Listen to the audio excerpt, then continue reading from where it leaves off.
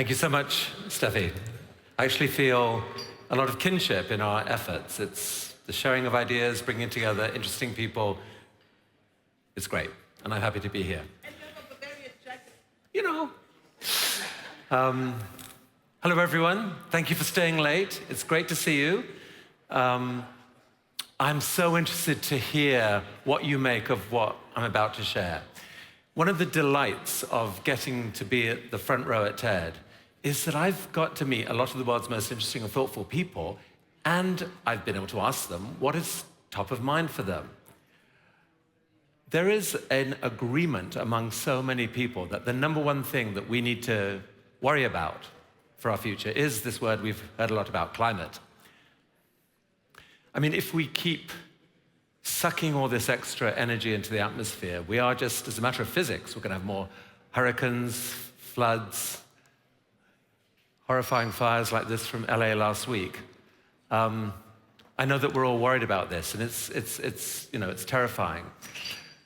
I've spent more and more of my time personally focused on this issue, and I've persuaded myself that there is a way forward to avoid the worst of the aspects of climate, and that the pathway to do that runs through entrepreneurs.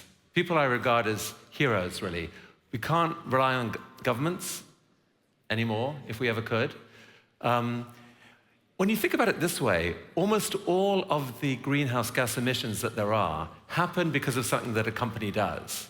And so the way to reduce them and get rid of them is to change what companies do. How do you change what companies do? Well, governments can play a role, customers can play a role. The biggest single role is through entrepreneurs. It's through new, dynamic, disruptive startup climate companies coming along. So I want to ask an odd question here. You may view this as quirky, but I think it's an introduction to an interesting journey of curiosity. How many of these companies do we need to save the world? There's a company here, Octopus Energy. There'd be an example of a company that is not just building a great business, it's changing how many people in the energy industry think how energy should be distributed. How many companies like Octopus Energy do we need? Well, let's do some math. So, going back, we often talk about, 2050 and the fact that there's, 55 to 60 gigatons of CO2 equivalent being emitted annually right now, a number that we have to get to zero. I can't even think as far as 2050, but I can by 2040. And so if you take that we have to do about 70% of that number by then, by 2040, we have to have eliminated 40 gigatons of CO2 emissions annually. I mean, that's a huge number. What percentage of that has to come from these disruptive startup companies? Well, I'll throw out a number out there. It's not an exact number, but I think it's not a long way off. It's 30%. It has to be enough to disrupt an industry so that everyone else changes their behavior. So we've just been talking about the automobile industry, and it's a very interesting case in point. For years, the incumbent companies talked a pretty good game about sustainability and climate, but they didn't actually do that much. And it wasn't until Tesla and BYD and others came along that the whole industry started to change. I mean, my view is Herbert Diess, who we just heard from, played a heroic role at Volkswagen, moving the whole German industry really along faster than it otherwise would have happened. I'm curious what he'd say, but I suspect he could not have done what he did without Tesla and BYD threatening to eat everyone's lunch. Anyway, roughly speaking, by the year 2040 or 50, those startup companies will probably have at least 30% of global market share. So when you can get to that kind of scale, it is enough to move the whole thing. Okay, so if that's right, let's adjust our math. 40 gigatons, but 30% of it would mean that these dynamic startup companies climate companies have to account for 12 gigatons of emissions by the year 2040. Well, at first glance, that's a terrifying number. Startup companies have to account for 12 billion tons of emissions annually. Is that even imaginable? Well, I tried to imagine it. I had a convening a few months ago of 30 of the most interesting companies out there and a bunch of investors, and I had a chance to look at the business models of each of them. And what you're looking at here is their prediction of how many hundreds of megatons of emissions they would be accounting for annually by 2040. So, very different companies, they all have different numbers, but this is, these were what they believed. So these numbers are actually incredible. If you average them, it comes out to an average of 183 megatons each by 2040. So let's say that they're optimistic. Entrepreneurs have been known to be optimistic. We'll call that 100 and then do the math and see what it means, because we're now in a position to answer this question. The number of breakthrough climate companies we need is 12 gigatons divided by 100 megatons. It's 120 companies. Now, I don't know how that number strikes you, but as an entrepreneur, investor, I find this kind of a thrilling thing to picture, because I can actually picture it. It's not this abstract, huge, vast problem. It's 120 companies. There are thousands of climate companies out there. VCs that I know personally have in their portfolio many hundreds of them that are already at the stage where they've built a great team, they've shown that they have an exciting, powerful idea.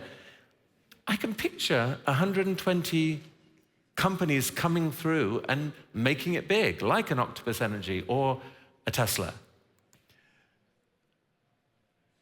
So what is stopping that? Why can't that happen?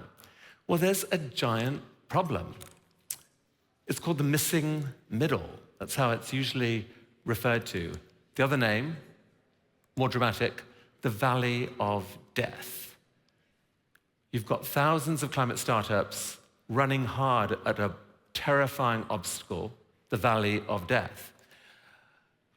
That's because every climate startup needs to build its first-of-a-kind plant, a factory. It's got to prove its commercial viability at scale. Climate companies are capital-intensive businesses, and it costs a lot of money to do these first-of-a-kind things. It's shortened to FOAK, F-O-A-K, FOAK. It's a FOAK problem. And the problem is that there's no funding. There's not enough funding for these FOAK moments. These are typically $100 million type bets to build a giant energy plant or a factory that will make electric aircraft or whatever it is. And it's failing, and I want to explain to you why I think it's failing. Here's a simplified chart of the funding matrix. So on the vertical axis, you've got perceived risk of failure, high risk at the bottom, lower risk going up. And on the bottom, you've got the investment needed from low little nibbles in investment through to huge, huge investments. And you can divide, therefore, the funding, the matrix of funders into four categories. Bold venture funding, that's what we think of as basically doing the seed funding, the Series A of companies. They're taking risky bets. They know that most of their bets will fail, but they're willing to put in a certain amount of money, and there's good money in that. I'm not going to be talking about boring. I hope there's no bankers here. I don't mean that the work doesn't matter, but it won't solve climate. Here, there is a fortune. There is a huge amount of later stage money allocated to the transition from pension funds, private equity, accelerator funds, project funding. There's a lot of money here, but first of a kind is too risky for that money because the technology isn't yet proven at scale. Here, there's almost nothing. There's, relatively speaking, nothing focused on climate. There's 2 or 3 or 4 or 5 at most funds of about $1 billion each. but it's a tiny fraction of what's needed. Now, in classic technology investing, this isn't a problem because venture can hand off companies in a smooth way to private equity. You go through a Series A, Series B round, and then private equity is ready to step in. The investment at that scale is a few tens of millions of dollars to take you all the way perhaps to an IPO even. And so there's not an issue. Here's the problem. Climate companies, because they're capital intensive, they have this moment where they have to raise $50 to $100 million or more at a time when the business still feels unproven at scale. So it's too much for the VCs in the bold corner and too risky for the people with the big funds. It's the valley of death. So what are we to do about it? How might we solve this? Well, I want to show you some more numbers because I think they provide the clue to it. This is the same companies that I looked at before. And what you're looking at now is their forecast of their revenues in the year 2040 measured in billions of dollars. These are companies who aspire to be massive. And if they're to scale, they will be massive. If they're to impact the planet at the level that we need to, they will be massive. And so if you average that, you end up with an average, they are predicting $19 billion of revenue. Okay, let's call it $10 billion. But if you apply a typical multiple to that, that means that the market cap of these companies in the year 2040 could easily be, on average, of the order $40 billion. Well, what does that mean for these first-of-a-kind investments? All of these numbers, by the way, are plus or minus 25, 30, 40%. These are all very vague, but it's better to have some kind of model. So this might be typical, $100 million at a $400 million deal done at first-of-a-kind stage. You dilute another 50%, let's say, before 2040. You will still, therefore, potentially get a 50x return on that money, which is vastly more than most late-stage money gets on its investments. Most private equity is very happy to get a 3 or 4x return over that time. So this is the key to figuring out how we might solve this problem, because it actually means that right from there, that the risk is actually commensurate with the reward. It is worthwhile, it is rational for financial investors to put in a huge amount of money at this first-of-a-kind stage, because they probably make a fortune. If you believe that we have to rebuild the world economy, these companies are going to make a fortune. And if you listen to the entrepreneurs and look at their business models, you can see the pathway to do that. Well, that means that it's really not the valley of death. It's the valley of opportunity. And that's how we should be thinking about it. So how do we seize that opportunity? Well, we need to change the game. Investment, especially venture investment, is often thought of as a sharp-elbowed game where people want to grab the best deal, they elbow others out the way, and that's the spirit of it. That's going to end up where we all lose our planet. We have to figure out how to collaborate, both VCs with each other and early stage and late stage capital. And so I tried an experiment a few months ago. I pulled together some promising companies and investors, both VCs and later stage, to see what we could do. And it was this event, all aboard, collaborative climate investing. 150 people came. And I have to tell you, and I'm speaking as someone who gets a lot of joy out of TED, this was the most thrilling convening I can remember. It felt magical. People felt like they were a community who could solve a giant problem together. And initially, we thought we were just going to connect investors with promising companies. But some amazing ideas started to emerge from there. And I want to share one of them with you, which is how early stage and late stage money could come together. Big money, if you like, and bold money. So the idea is this, is that You de-risk, from the point of view of the big money, the hundreds of billions of dollars that are out there, you de-risk these investments by pooling them. That's how it's always done. It's just mathematically true, it de-risks. So how could you create a pool of first-of-a-kind companies? Well, what if you tapped into the hive mind of the VCs who are out there, who are spending all this time doing due diligence, working with these companies, figuring out which are the credible management teams and the really big ideas?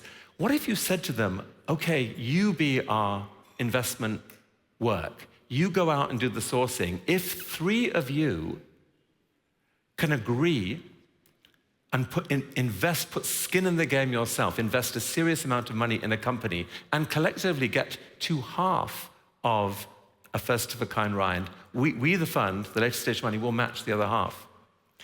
Well, if you did that, effectively, you're creating this, a self-assembled index fund for breakthrough climate companies.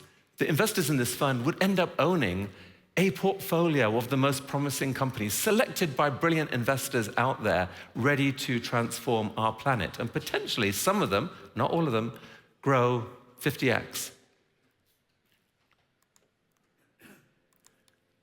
So this, we got convinced, could be a vehicle that could carry dozens of companies across the valley of death. Got us all very excited. And I want to say that I think this thing's actually going to happen. We're probably going to get a pilot going fairly soon. And I would welcome definitely conversations with anyone who wants to be part of this or part of the broader All Aboard Collaborative Climate Investing group.